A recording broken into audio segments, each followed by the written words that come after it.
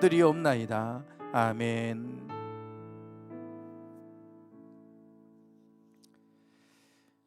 열왕기상 3장입니다.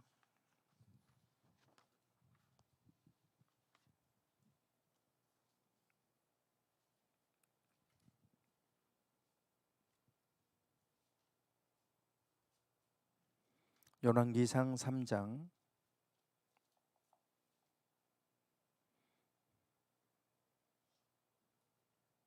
4절부터 14절까지 교독하겠습니다. 이에 왕이 제사하러 기브온으로 가니 거기는 산당이 큼이라. 솔로몬이 그 제단에 일천 번제를 드렸더니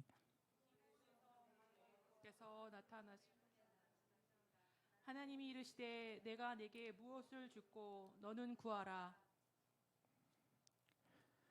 솔로몬이 이르되 주의 종 내 아버지 다윗이 성실과 공의와 정직한 마음으로 주와 함께 주 앞에서 행함으로 주께서 그에게 큰 은혜를 베푸셨고 주께서 또 그를 위하여 이 큰 은혜를 항상 주사 오늘과 같이 그의 자리에 앉을 이 아들을 그에게 주셨나이다. 나의 하나님 여호와여, 주께서 종으로 종의 아버지 다윗을 대신하여 왕이 되게 하셨사오나 종은 작은 아이라 출입할 줄을 알지 못하고 주께서 택하신 백성 가운데 있나이다. 그들은 큰 백성이라 수요가 많아서 셀 수도 없고 기록할 수도 없사오니 누가 주의 이 많은 백성을 재판할 수 있사오리까? 듣는 마음을 종에게 주사 주의 백성을 재판하여 선악을 분별하게 하옵소서. 솔로몬이 이것을 구하매 그 말씀이 주의 마음에 든지라. 이에 하나님이 그에게 이르시되 내가 이것을 구하도다. 자기를 위하여 장수하기를 구하지 아니하며 부도 구하지 아니하며 자기 원수의 생명을 멸하기도 구하지 아니하고 오직 송사를 듣고 분별하는 지혜를 구하였으니 내가 내 말대로 하여 내게 지혜롭고 총명한 마음을 주노니 내 앞에도 너와 같은 자가 없었거니와 내 뒤에도 너와 같은 자가 일어남이 없으리라. 내가 구하지 아니한 부귀와 영광도 내게 주노니 내 평생의 왕들 중에 너와 같은 자가 없을 것이라. 내가 만일 내 아버지 다윗이 행함같이 내 길로 행하며 내 법도와 명령을 지키면 내가 또 내 날을 길게 하리라. 아멘.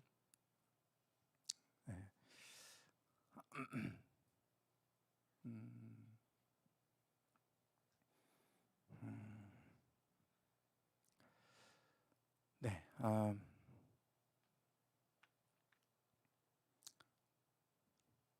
우리가 지난주까지 사울 왕과 다윗 왕에 대해서 말씀을 나눴습니다.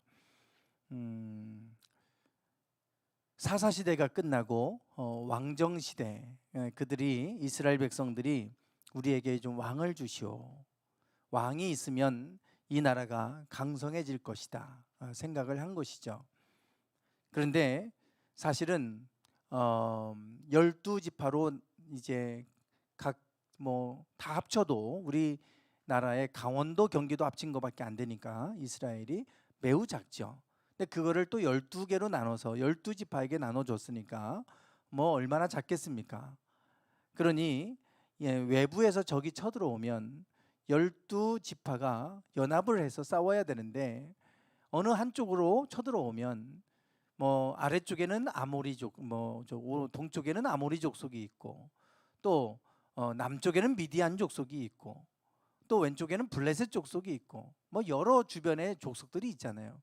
어느 한쪽으로 쳐들어오면 그 지파가 싸워야 됩니다. 그럼 다른 지파한테 도움을 요청해서 또 이렇게 지원을 받으려면 시간이 한참 걸리겠죠. 그러니 여러 가지 어려운 점들이 많이 있었을 겁니다. 그래서 우리도 왕을 세워달라, 그렇게 그들이 사무엘에게 요구해서 왕을 세워주게 됩니다. 그렇다고 해서 그 나라가 강해졌느냐? 또 그것도 아닙니다. 다윗과 솔로몬 왕 때를 제외하고는 크게 강성한 적이 별로 없었어요. 그러니까 그들의 생각에 왕이 세워지면 나라가 강해지겠지, 착각입니다. 그 나라를 강하게 세우시는 분은 하나님이십니다. 하나님이 세워주셔야 되는 것인데 자기들의 방법으로 왕을 세우면 강해지겠지, 그런 생각을 했지만 그것이 아니었다고 하는 사실이죠. 그래서 초대 왕 사울을 세웠고 그리고 뒤에 이제 다윗을 하나님이 왕으로 세워 주셔서 다윗과 솔로몬 때 최전성기를 이루었다가 그리고 나서 나라는 이제 둘로 쪼개졌다가 북이스라엘은 멸망하고 남유다 하나 지파 남게 되는 이제 그러한 우리가 모습을 보게 됩니다. 사울 왕과 다윗 왕 그리고 이 사실은 왕정 시대에서 우리가 왕들의 이름을 기억하는 왕은 별로 없어요. 뭐 사울, 다윗, 솔로몬 그리고 조금 더 알면 뭐 히스기야 아니면 요아스 뭐 이런 정도 아니면 이제 북이스라엘의 아합 왕 이런 이제 악한 왕으로서 아합 왕을 기억하고 이런 정도지 뭐 우리가 왕들의 이름을 다 모릅니다. 그 모르는 이유는 그 사람들이 그렇게 중요하게 다뤄지지 않고 있기 때문에 그래요. 사울과 다윗 얘기가 주를 이루죠. 사무엘상은 거의 사울 얘기고 사무엘 하는 다윗이 왕이 된 후의 이야기입니다. 그러니까 사실 사울과 다윗의 이야기 그리고 이제 솔로몬 이야기는 열왕기상 1장부터 이제 11장까지 이 정도입니다. 나머지는 뭐 조금씩 언급되는 정도니까요. 그러니 사실은 뭐 새 왕에 관한 이야기가 전부다. 이렇게 보시면 될 수 있을 정도로 이들의 이야기가 주를 차지하고 있습니다. 그러면 이 두 왕 사울과 다윗 왕의 차이가 무엇인가? 이 두 왕을 이야기할 때 그들의 능력을 가지고 얘기하는 것 아닙니다. 다윗과 솔로몬의 어떤 능력을 지금 뭐 대통령 후보를 선출하기 위해서 TV 토론회도 하고 막 여러 가지 많은 경선을 치르기 위해서 하지 않습니까? 그래서 뭐 자기를 어필하고 그러는데 그런 능력이 아니라 하나님 보실 때 기뻐하시는 모습 그 모습이 다윗에게는 있었고 사울에게는 없었어요. 그거를 드러내는 것이 바로 뭐냐면 지금 보시는 것처럼 법궤입니다. 법궤. 법궤는 매우 상징적인 것이죠. 저 안에 십계명 두 돌판이 있습니다. 하나님의 말씀이에요. 하나님의 계명입니다. 세상 풍습이 아니라 하나님의 말씀을 쫓아 살아가도록 하기 위해서 그 십계명을 법궤에 넣고 가장 거룩한 지성소에 그 법궤를 넣게 하셨지 않습니까? 그런데 문제는 가장 중요한 이 하나님의 말씀이 들어있는 법궤를 그들이 빼앗기게 되죠. 이 블레셋과의 전쟁에서. 그래서 이 법궤를 사무엘상 6장에도 또 사무엘하 6장에도 법궤 이야기가 나와요. 그냥 법궤 뺏겨서 돌고 돌아서 기럇 여아림에 왔구나. 그냥 이렇게 하고 지나갈 문제가 아니라 이거는 뭔가 우리에게 매우 중요한 것을 우리에게 가르쳐 줍니다. 영적인 부분이죠. 영적인 것들을 우리가 분명하게 이해를 해야 되는데요. 그 법궤가 실로 에브라임 땅 실로에 있다가 블레셋 땅을 거쳐서 결국은 기럇 여아림 저 빨간색 기럇 여아림으로 오게 되는데 에브라임에서 유다로 이것이 옮겨지는 과정을 보여준다. 그래서 여호수아와 갈렙 이 두 지파를 대표하는 이 에브라임과 유다 지파를 대표하는 여호수아와 갈렙에 관한 이야기는 제가 수차례 말씀을 드렸어요. 법궤가 기럇 여아림까지 왔습니다. 지금 저 지도에는 표시가 되어 있지는 않은데 기브온 오늘 본문에 솔로몬이 기브온 산당에서 1,000번제를 드리죠. 기브온은 바로 저 기럇 여아림 바로 위에 있는 동네입니다. 기브온은 가까이 있었어요. 이미 실로에 성막이 있었지만 그 사울 때에 사울이 왕이 되고 나니까 베냐민 지파였기 때문에 저 가운데 오렌지색이 베냐민 지파 땅입니다.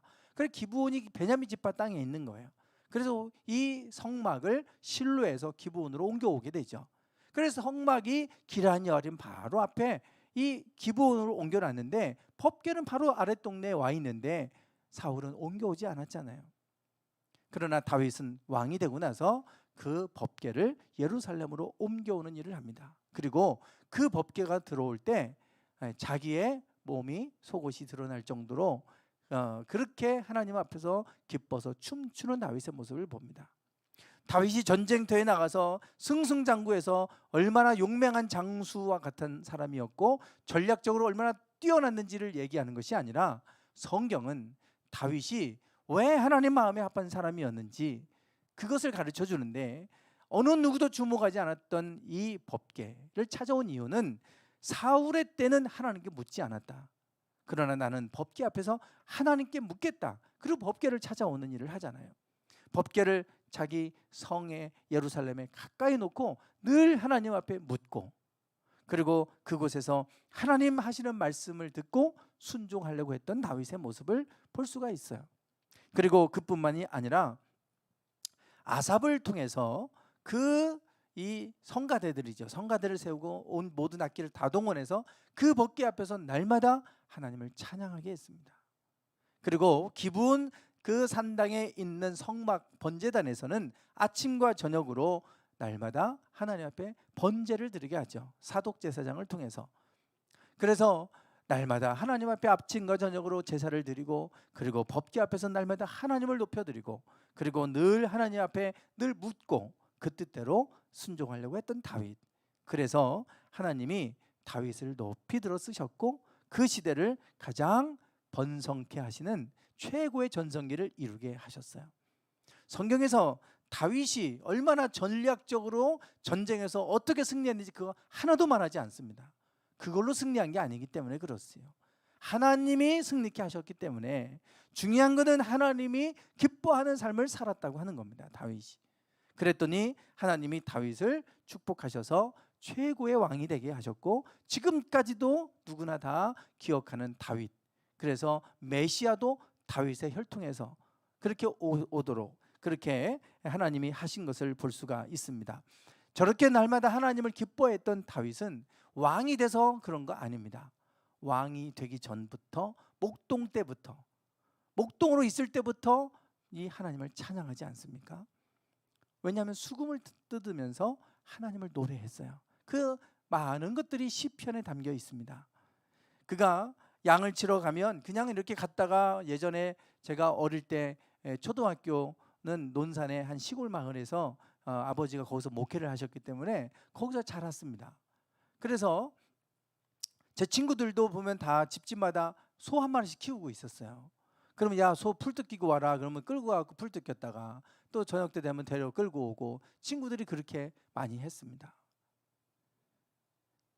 양에게 풀을 뜯기는 거는 뭐 어디 갔다가 저녁 때 들어오고 이런 게 아닙니다.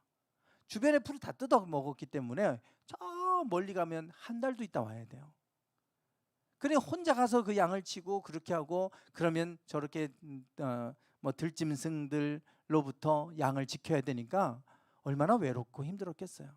그럼에도 불구하고 그곳에서 하나님을 찬양합니다.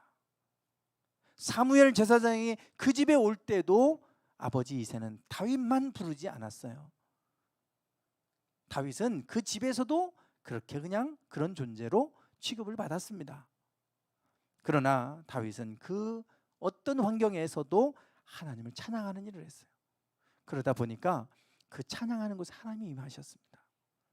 그래서 사울에게 악신이 임해서 귀신 들려가지고 미쳐가지고 막 이렇게 할 때 수금을 다윗이 타니까 악신이 떠나가지 않습니까? 하나님을 마음껏 찬양하는 그곳에 하나님이 임재하셨던 거예요. 그래서 다윗은 목동으로 있을 때부터 그랬고요, 왕이 돼서도 여전히 마찬가지로 하나님을 찬양하고 하나님을 노래하고 하나님을 기뻐했던 그러한 모습을 보게 됩니다. 결국은 하나님 기뻐하시는 게 뭔가, 하나님을 잘 예배하고 잘 높여드리는 거예요. 그러면 하나님께서 다윗을 높이시는 겁니다. 이것이 이제 사울과 다윗의 결정적인 차이죠. 오늘 이제 그 다윗의 뒤를 이어서 솔로몬이 왕이 되는데요, 솔로몬에 관한 이야기입니다. 네, 솔로몬 이야기를 오늘 좀 할 텐데, 솔로몬은 우리가 잘 아는 왕입니다. 지혜의 왕으로 알려져 있죠. 지혜의 왕.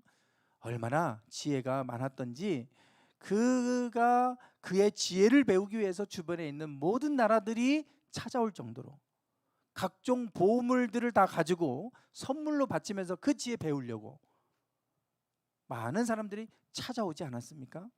그 정도로 솔로몬은 큰 지혜를 얻었어요.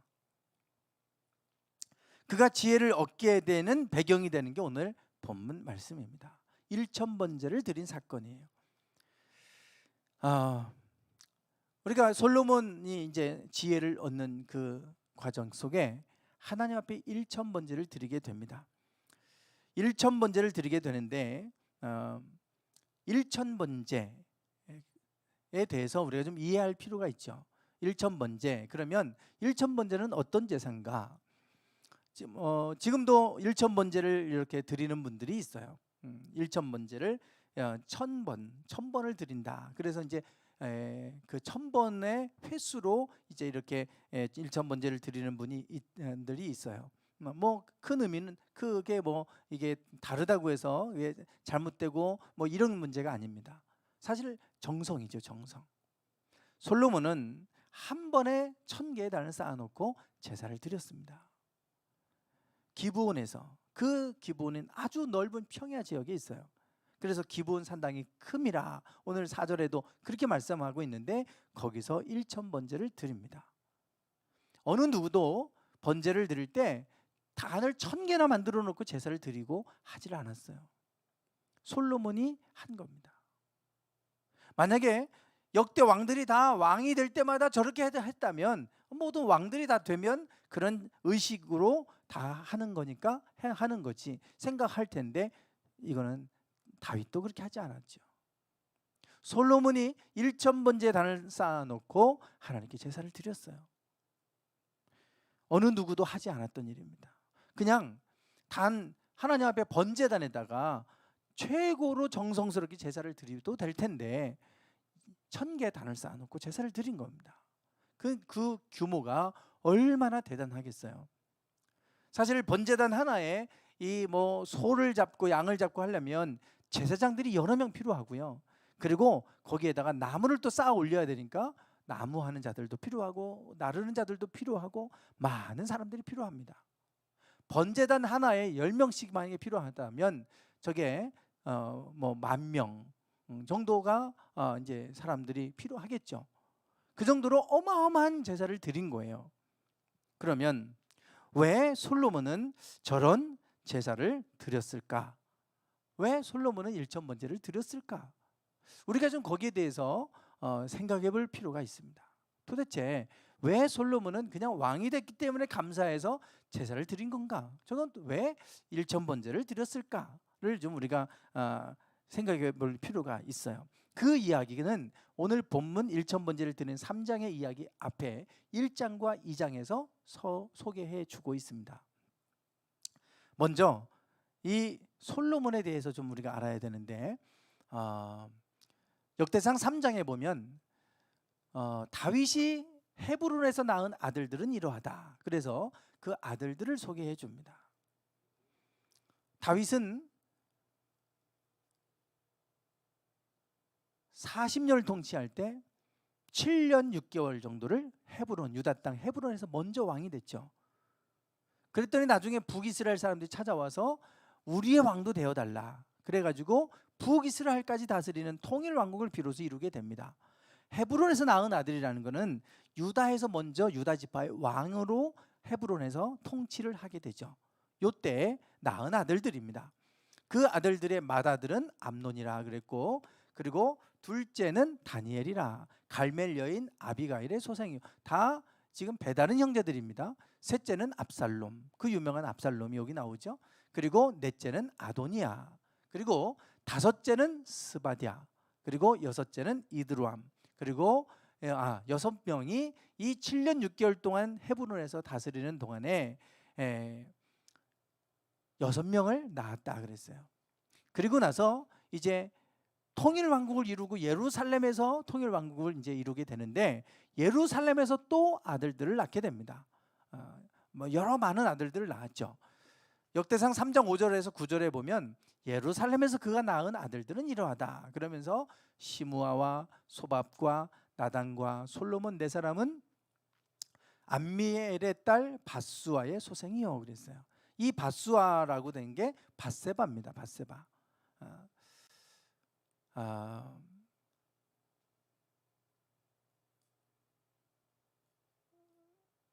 그 밧세바, 우리야, 우리야. 그 밧세바의 남편 우리야, 자기의 신복이었죠.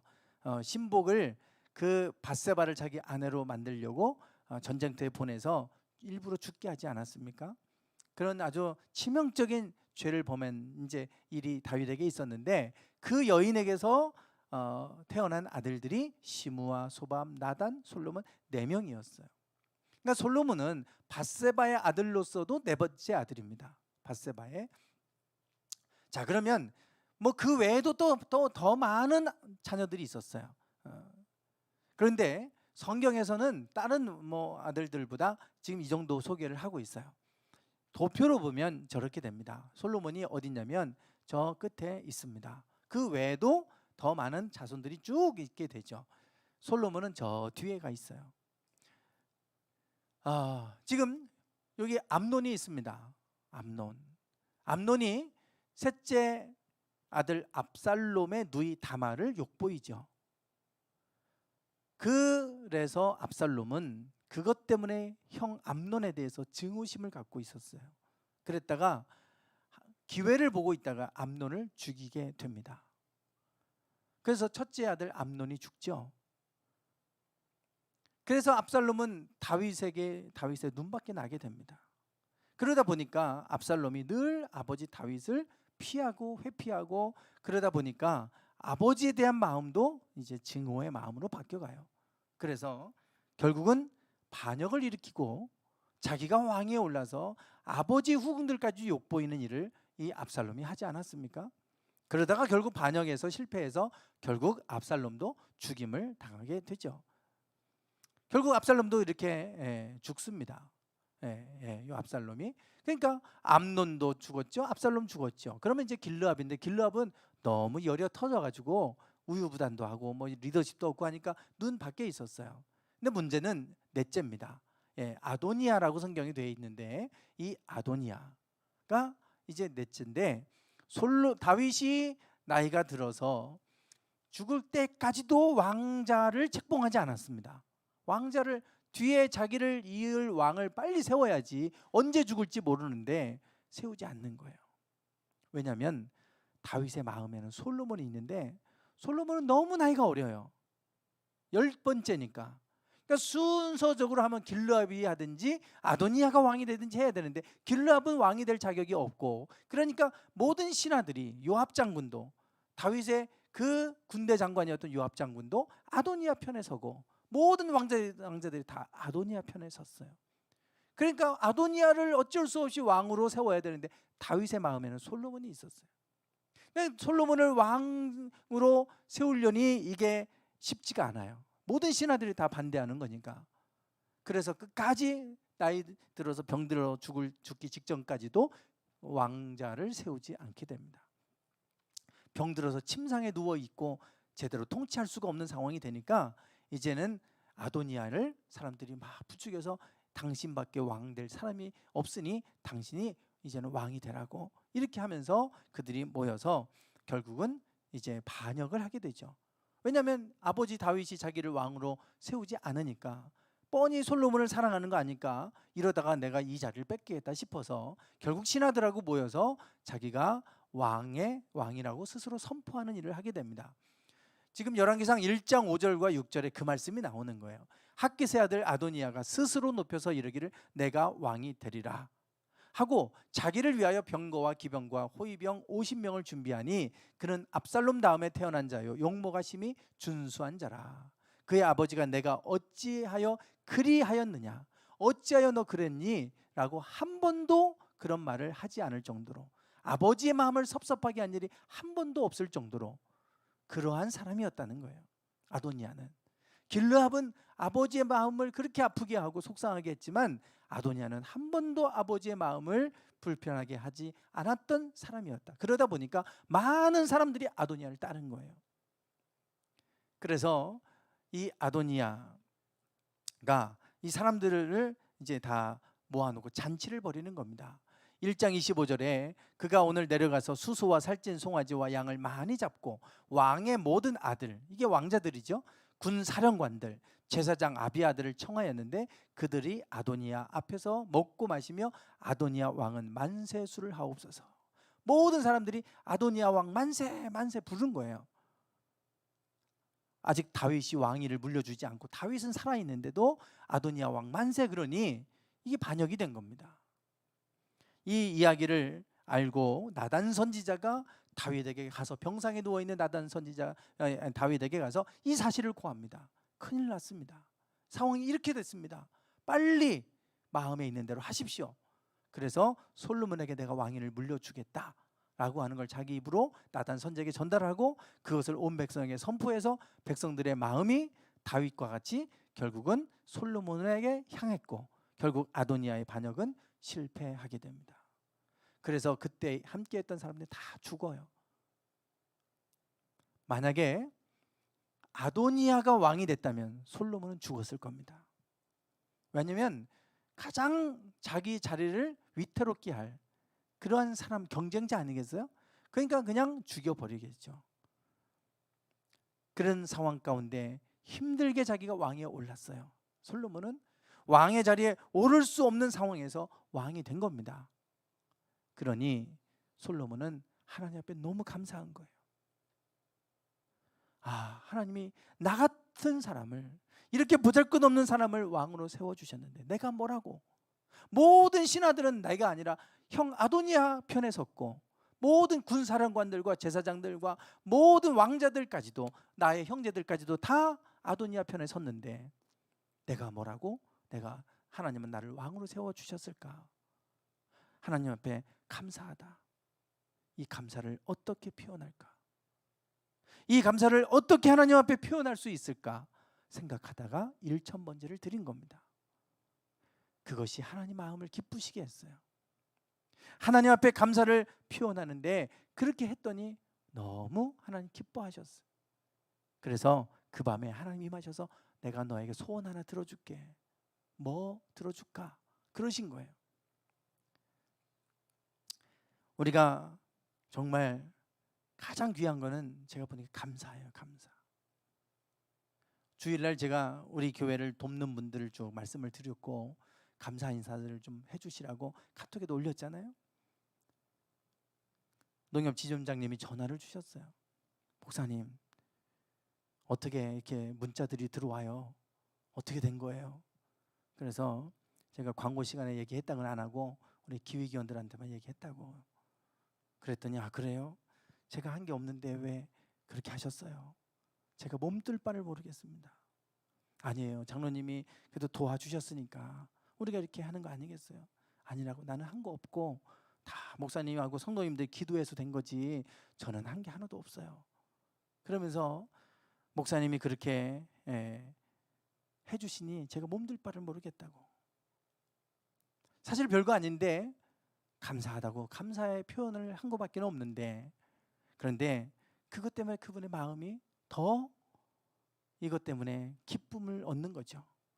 내가 그래도 의미 있는 일을 했나 보다. 얼마나 보람이 있으시겠어요. 얼마나 하나님 기뻐하시는 내가 했나 보다. 얼마나 큰 기쁨이 있겠어요.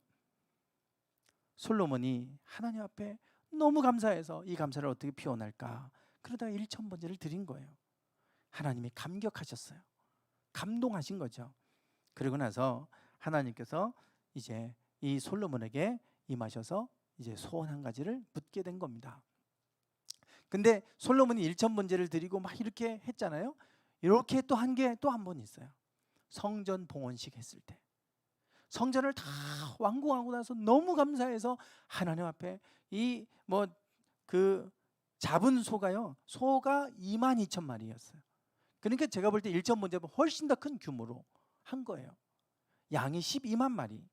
어마어마하잖아요. 그렇게 하면서 하나님 앞에 이 성전을 다 완공하고 하나님 앞에 제사를 드렸을 때 하나님이 또 그곳에 임하셨어요. 내가 이 성전에 영원히 내가 있겠다. 그래서 내가 너희가 하는 말을 내가 귀 기울여 듣겠다. 그리고 너희들이 어떤 죄를 범했어도 이곳에 와서 기도하면 내가 듣고 그 죄를 사해 주겠다. 그렇게 말씀하시는 장면이 나오게 됩니다.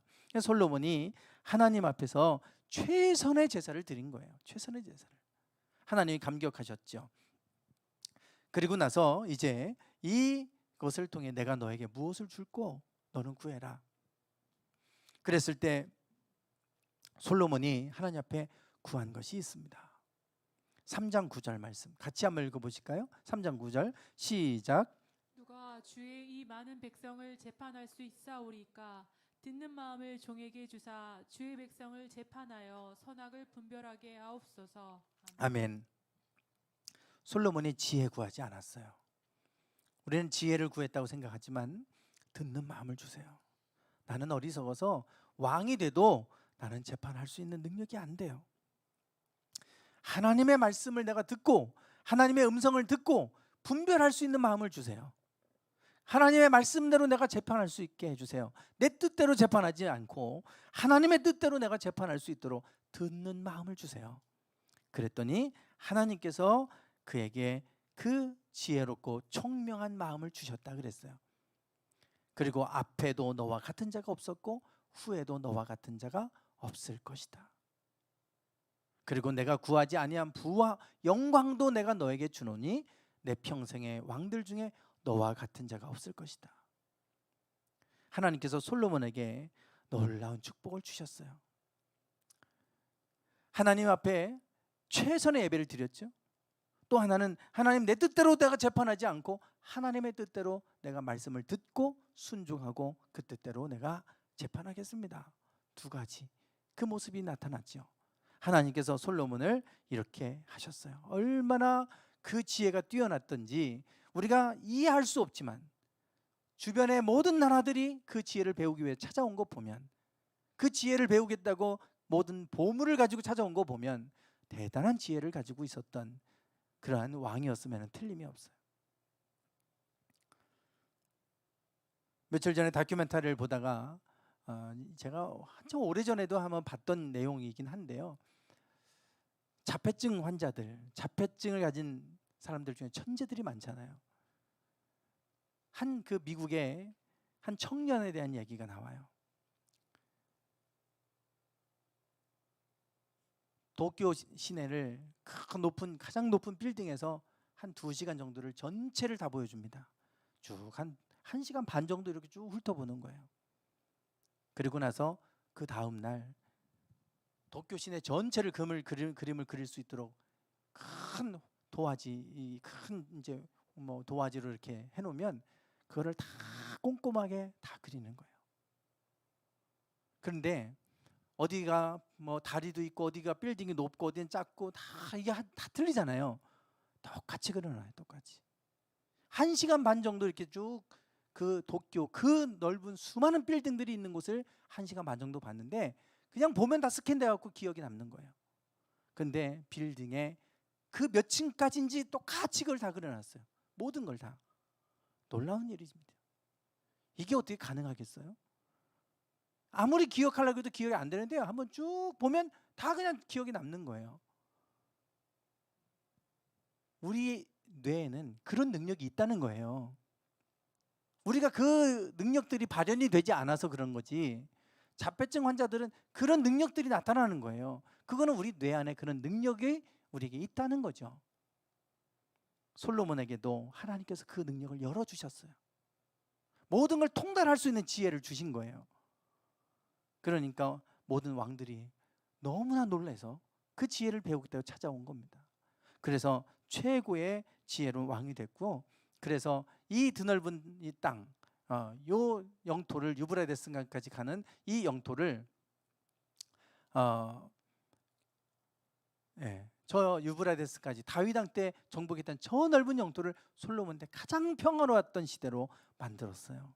그게 솔로몬 때입니다. 그런데 이제 솔로몬의 인생에 극적인 반전이 나와요. 반전이. 솔로몬의 말년에 관한 이야기입니다. 사실 앞에서 이 부분하고 말년 부분하고 중간 부분은 사실 별로 얘기가 없어요. 몇 가지가 소개가 되지만 가장 중요한 거는 앞에와 뒤인데, 앞부분에서 그가 어떻게 그렇게 됐는가? 하나님을 기쁘시게 하는 다윗처럼 그렇게 하나님 앞에 제사를 드렸더니, 그리고 듣는 마음을 구했더니 하나님이 그를 그렇게 만드셨잖아요. 그런데 말년에 가서 이 솔로몬이 아주 비참해집니다. 그래서 나중에 우리에게 전도서를 남기지 않잖아요. 전도서를 남기죠. 네, 말년에 타락을 하게 되는데, 타락했던 이유 우리가 참 깊이 새겨야 됩니다. 깊이 새겨야 될 부분이에요. 왜냐하면 우리가 자꾸만 저렇게 말년에는 솔로몬처럼 될 때가 많아요. 그래서 아무리 유명한 목사님들도 꼭 말년이 좋지 않은 경우가 많아요. 근데 그게 그런 특별한 목사님들만의 얘기가 아닙니다. 우리가 그런 말년이 되면 다 비슷하게 그렇게 가요. 다 누구나. 그래서 우리가 솔로몬의 저 모습을 통해서 우리가 정말 깨닫고 우리가 정말 조심해야 될 부분인데요. 네. 지금 여기 보시면 11장에 가면 이제 말년에 관한 얘기들이 나오는데, 나이가 들었을 때 왕비들이 그 마음을 돌이켜서 다른 신을 쫓게 했다. 그리고 그 왕의 마음이 다윗의 마음과 같지 않아서 변질됐죠. 그래서 시돈 사람의 여신 아스르다롯을 쫓기도 하고, 또 암몬 사람의 가증한 밀곰, 다 우상들입니다. 그 아내들, 각각의 이방인들의 공주의 딸들을 아내로 삼아서 그들의 요구를 들어주다 보니까 그들을 위한 신전들을 지어주기 시작했고, 예루살렘 성전 앞에다가, 감람산이 있는 바로 그 앞에다가 신전들, 각종 신전들 다 지어준 거예요. 이것이 솔로몬의 말년에 하나님 앞에서 행했던 악행입니다. 계속해서 그 말씀들이에요. 모압의 가증한 그모스를 위하여 예루살렘 앞 산에 산당을 지었고, 암몬 자손의 가증한 몰록을 위해서도 그렇게 했고, 그 후비들을 위해서도 다 그렇게 했다. 그렇게 했던 이유는 단 하나입니다. 그 넓은 땅덩어리를 간직하고 싶은데, 저 주변에 있는 이방 민족들이 쳐들어오면 저거 다 지킬 수가 없잖아요. 전쟁이 일어나지 않도록 하려고 그들의 아내들을 정략 결혼을 한 겁니다.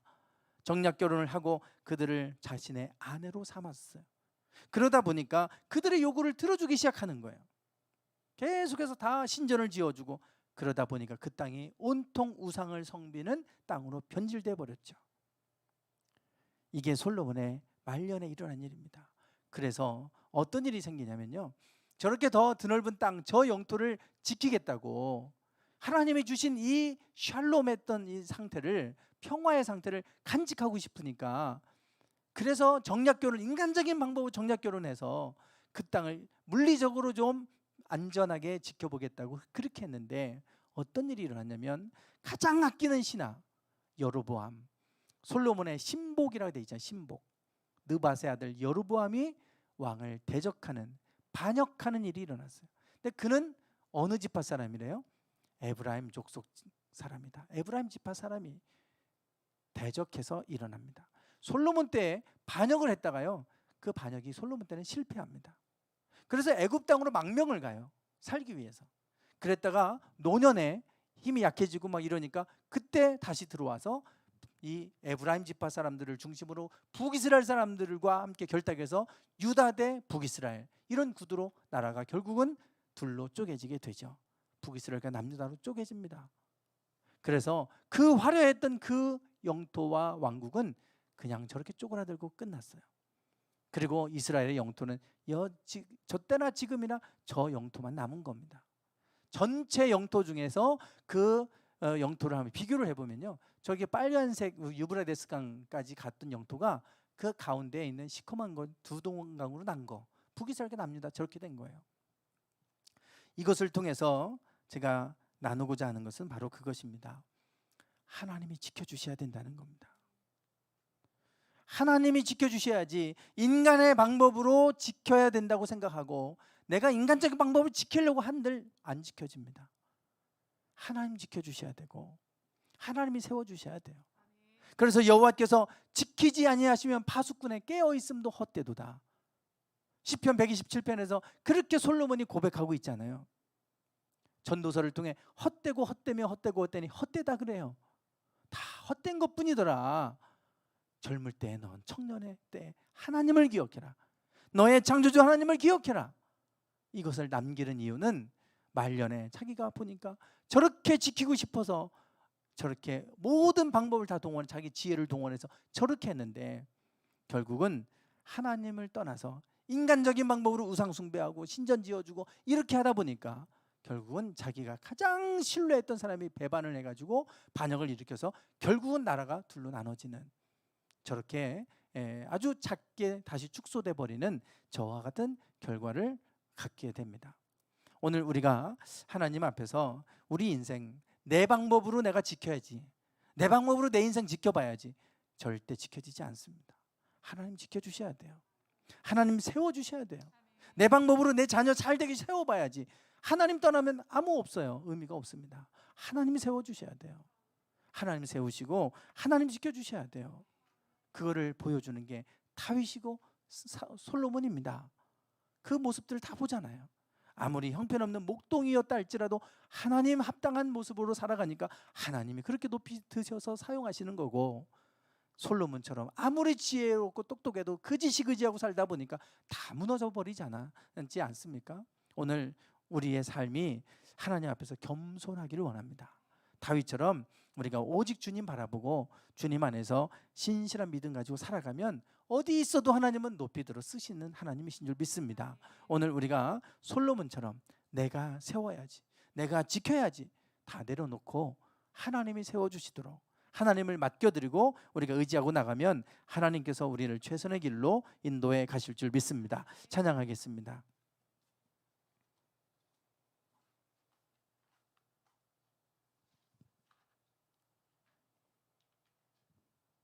내가 주인 삼은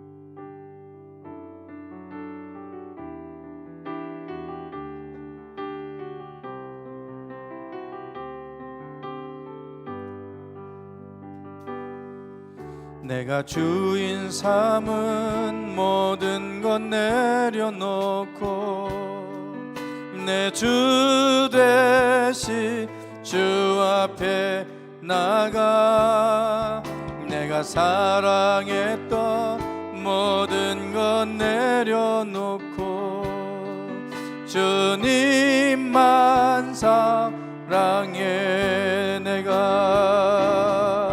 내가 주인 삼은 모든 것 내려놓고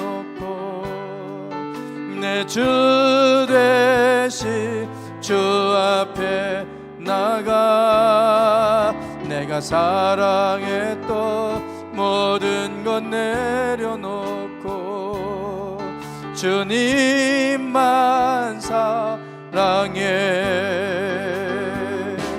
주 사랑 거친 풍랑에도 깊은 바다처럼 나를 잠잠케 해 주 사랑 내 영혼의 반석 그 사랑 위에 서리 내가 주인 삼은 모든 것 내려놓고 내 주 되시 주 앞에 나가 내가 사랑했던 모든 것 내려놓고 주님만 사랑해 내가 주인 삼은 모든 것 내려놓고 내 주 되시 주 앞에 나가 내가 사랑했던 모든 것 내려놓고 주님만 사랑해 주 사랑 거친 풍랑에도 깊은 바다처럼 나를 잠잠케 해 주 사랑 내 영혼의 반석 그 사랑 위에서 주 사랑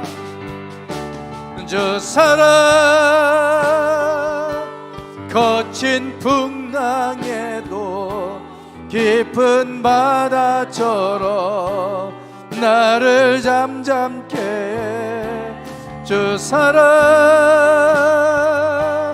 내 영혼의 반석 그 사랑 위에 서리 주 사랑 거친 풍랑에도 깊은 바다처럼 나를 잠잠케 주사 내 영혼의 반석 그 사랑 위에 이 시간 우리 같이 기도합시다. 하나님 아버지, 우리가 오직 주님만 신뢰하며 주님만 의지하며 주님께만 나아갑니다. 하나님, 세상의 풍습을 따르지 아니하고 인간의 방법으로, 내 방법으로, 내 지식으로 내 인생을 내가 세워가려고 하지 않게 하시고, 하나님이 세워주시는 인생, 하나님이 인도하시는 인생 되게 해 주시옵소서. 하나님께서 세우지 아니하시면 세우는 자의 수고가 헛되고, 하나님이 지켜주시지 아니하시면 파수꾼에 깨어 있음도 헛되다고 말씀하셨습니다. 주여, 하나님, 모든 것을 주님의 손에 내 인생을 맡겨드립니다. 내 모든 삶을 오직 주님 앞에 맡겨드립니다. 주님 인도하여 주소서. 주님 내 삶을 다스려 주소서. 내 삶을 다스려 주소서. 우리의 삶을 다스려 주소서. 지금까지 우리가 의지했던 것이 무엇입니까? 다 내려놓게 하소서. 다 내려놓게 하소서. 주님, 아버지, 하나님 아버지, 하나님 아버지, 주여, 아버지, 아버지, 하나님, 주님, 저 사랑 거친 풍랑에도 깊은 바다처럼 나를 잠잠케 해 주 사랑 내 영혼의 반석 그 사랑 위에 서리.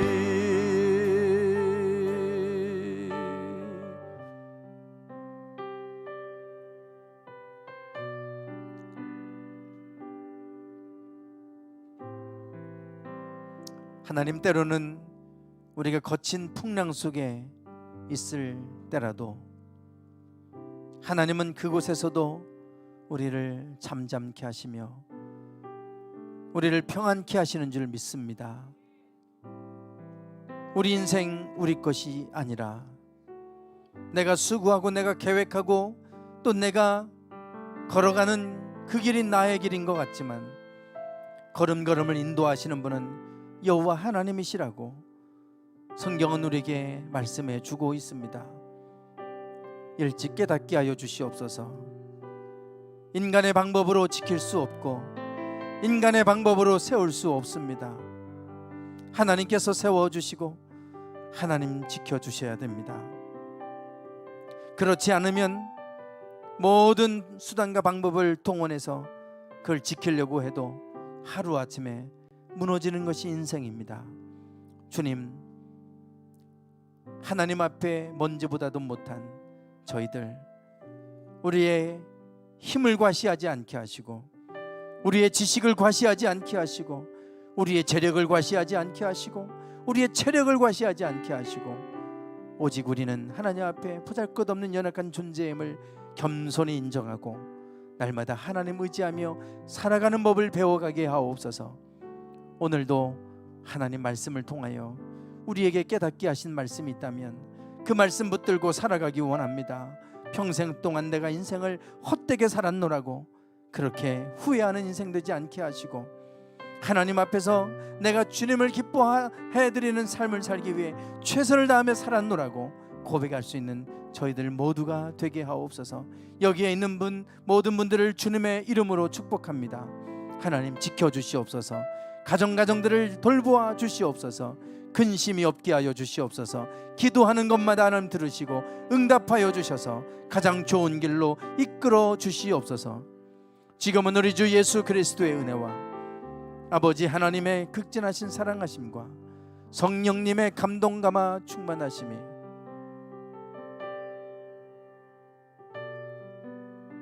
솔로몬처럼 교만하지 아니하고 끝까지 겸손히 하나님을 인정하고 하나님의 인도하신 가운데 살기를 소망하는 당신의 사랑하는 모든 성도들 위해 이제부터 영원토록 함께 하시기를 간절히 축원하옵나이다. 아멘.